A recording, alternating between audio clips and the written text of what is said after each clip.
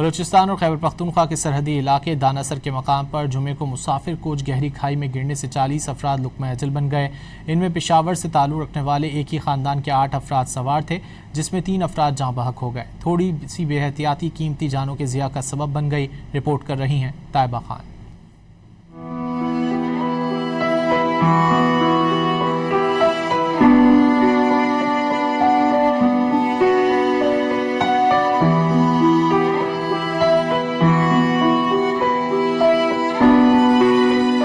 بلوچستان اور خیبر پختونخوا کے سرحدی علاقے داناسر میں ایک افسوسناک واقعہ پیش آیا تھا، جس میں ایک بس کھائی میں گر گئی، جس میں کل 40 افراد جو ہیں تو جاں بحق ہو چکے ہیں، جبکہ خیبر پختونخوا سے 13 افراد جاں بحق ہو گئے۔ انہی میں سے خاندان ایسا تھا جن کے اس بس میں 8 افراد سوار تھے، جس میں سے 3 افراد جاں بحق ہو چکے ہیں، جبکہ 5 افراد زخمی ہیں۔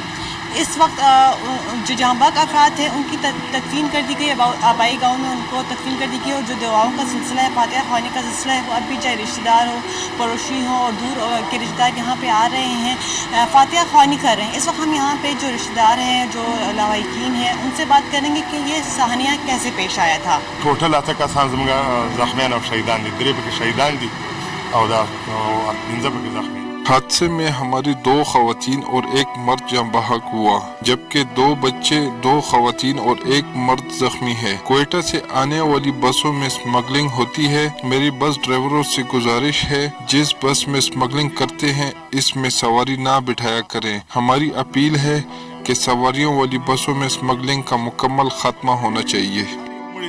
1 کروڑ روپے ورکی زخمیان ته 50 لاکھ روپے، آئندہ لپاره دا شی بند شي۔ بس آنے میں سوار زخمیوں اور جاں بحق افراد کے شناختی کارڈ، اہم دستاویزات سمیت ضروری سامان تاحال لاپتہ ہیں، جبکہ وزیر اعلیٰ خیبر پختونخوا سہیل افریدی نے ثانیہ میں جاں بحق افراد کے لیے 20 لاکھ اور زخمیوں کے لیے 10 لاکھ مالی امداد کا اعلان کیا ہے۔